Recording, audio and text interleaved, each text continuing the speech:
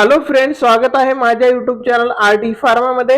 आणि मित्रांनो, या व्हिडिओमध्ये आपण डिस्कस करणार आहे अशा कोणकोणत्या गव्हर्नमेंट फार्मसीचे वॅकन्सी नोटिफिकेशन आलेले आहेत, ज्याची लास्ट डेट ऑफ ऍप्लिकेशन किती असणार आहे मित्रांनो, 31 जानेवारी 2025। मित्रांनो, तुम्हाला माहिती आहे आरडी फार्मा युट्यूब चॅनलवर ज्या काही फार्मसीच्या वॅकन्सी येतात, नोटिफिकेशन येतात, यांची सर्वांची इन्फॉर्मेशन सर्वात आधी प्रोव्हाइड केली जाते। आणि मित्रांनो, त्याचबरोबर ज्या स्टुडंटला फार्मा कोव्हिजिलन्स आयटी सेक्टर मध्ये जॉब करायचा आहे, अशा स्टुडंटला मित्रांनो जॉब गायडन्स पण प्रोव्हाइड केलं जातं। याच्या रिलेटेड आणखीन इन्फॉर्मेशन पाहिजे असेल तर डिस्क्रिप्शन मध्ये जो नंबर दिलाय त्यावरती कॉन्टॅक्ट करू शकता। तर मित्रांनो, आता आपण आपल्या व्हिडिओच्या मेन पॉइंट कडे वळू।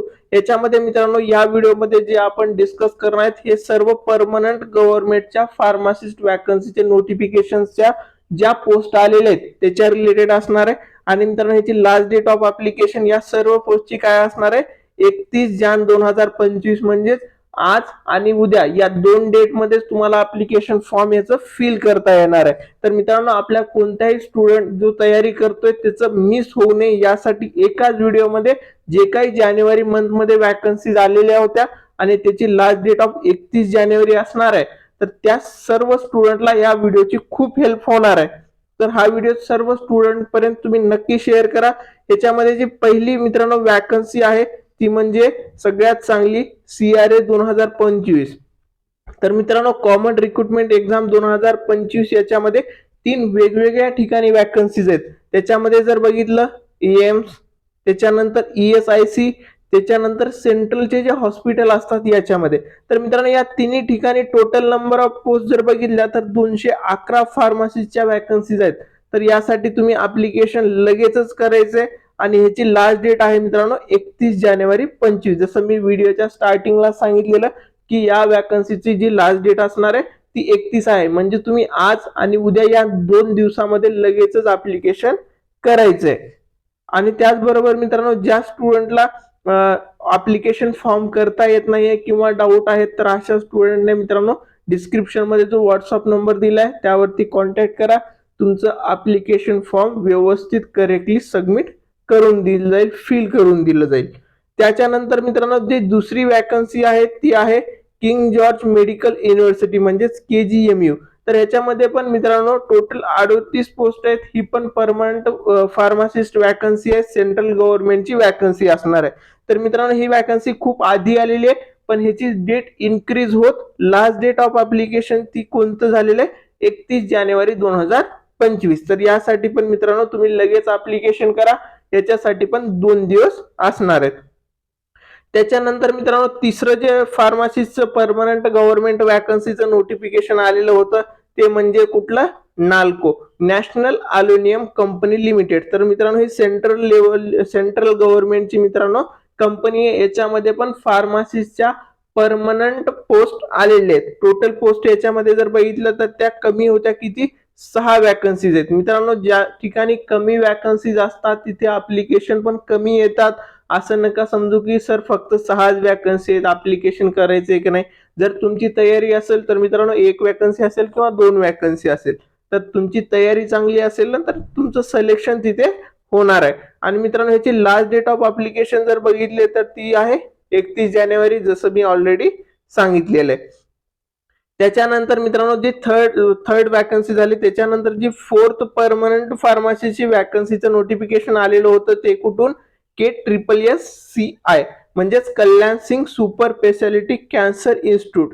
तर मित्रांनो, या इन्स्टिट्यूट मध्ये पण फार्मसीच्या परमनंट वॅकन्सी आलेले आहेत। तर मित्रांनो, याच्यामध्ये परमनंट टोटल फार्मसीच्या वॅकन्सी जर बघितल्या तर ते किती आहेत, 15 टोटल पोस्ट आहेत। तर मित्रांनो, या 15 वॅकन्सी साठी तुम्हाला ऍप्लिकेशन करायचं असेल तर मित्रांनो आज आणि उद्या या 2 दिवसामध्ये तुम्हाला ऍप्लिकेशन करायचे। आणि मित्रांनो, काय आहे, उद्याची वाट कुणीही बघू नका, कारण काय होतं, पेमेंट इश्यू येतात, साईट ओपनिंग इश्यू येतात, कारण खूप सारे जे स्टुडंट आहेत नॉर्मली लास्ट डेटलाच ऍप्लिकेशन करतात।